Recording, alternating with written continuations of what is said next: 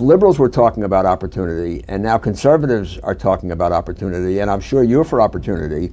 All God's children got opportunity. All God's children got opportunity. So what is your problem that liberals said we ought to create programs for opportunity? And in point of fact, I mean, I won't say play devil's advocate, because I mean a lot of the things that came out of the Great Society, I mean, building all those junior colleges and community colleges. Oh, I would disagree entirely. I think that was a tragedy of the first magnitude. That was a tragedy. Yes. Why is that a tragedy? You have millions of people who have absolutely no desire for an education, using up billions of dollars of the taxpayers' money, and not only not getting an education themselves, making it more difficult to give an education to those people who came to college with an idea of getting one. Now, you say they have no desire for an education. I mean, nobody is herding them into these community colleges and into the junior colleges and into the state university. I mean, they have a desire, obviously. No, they do not, obviously, because lots of things go on in those places that are not education. I mean, where else can you find so many young people of the same age and opposite sex in one place? A nice, convenient place to be. But anyone who is taught in these, in a lot of these places, this ferocious desire for education as such is not terribly visible. And I taught at places where we've gotten, you know, the upper 10, 15% of students. I mean, UCLA and whatnot.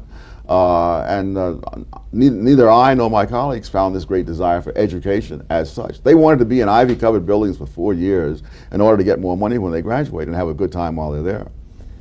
So you think the great American ideal, which has really been shared by both parties and both ideologies over recent decades, to allow more people to get into higher education, that is a bankrupt idea?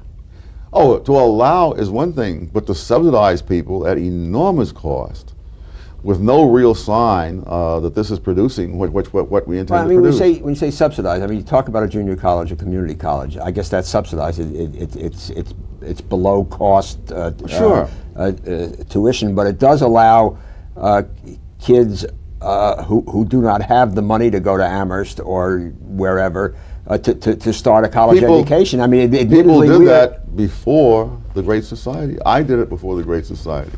My whole generation did it before the Great Society. You are saying that the great humanitarian political impulses of the 1960s have been almost without exception bad. Well, there have been some good ones, but I'm saying that the assumption that on the education front, I mean, I would defy you to find a large number of people who've actually taught these students who really think that they're out there thirsting for knowledge. Well, if you suppose they are thirsting for a better job, and we've set up a society where you have to be credentialed with a certain amount of college, so aren't they able to get a better job? No, because this is the fallacy of composition. You know, if one person stands up in the stadium, he sees the game better. But if they all stand up, they don't all see the game better. As long as, you know, if you have a degree and the other guy doesn't, then you get ahead of him in the employment line. But we're not going to all get ahead of each other in the employment line by all getting degrees. So this whole idea that I guess, again, both liberals and conservatives are saying is that at this particular moment, 1995, we have to get more people into the education system because that's the way to compete. And we look at the data and we see that the people with more education are earning more money than ever before relative to the people with less education. That's all a fallacy of everybody standing up in the stadium. People who fly on the Concorde, kids who've flown on the Concorde undoubtedly will make more money than kids who've only gone on buses.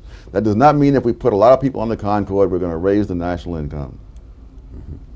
But we would increase the revenues of the Concorde. Yes, and which they desperately need, of course, but that's another story. All right, now, and just to review the bidding, you date the full-blown nature of this situation sort of in the 1960s. Is that right? Yes. I mean, everyone on the conservative side I mean, Genesis is mid-1960s. That's when the world started. I mean, and I'm not arguing with that. Well, not necessarily. I would say the fall in the garden.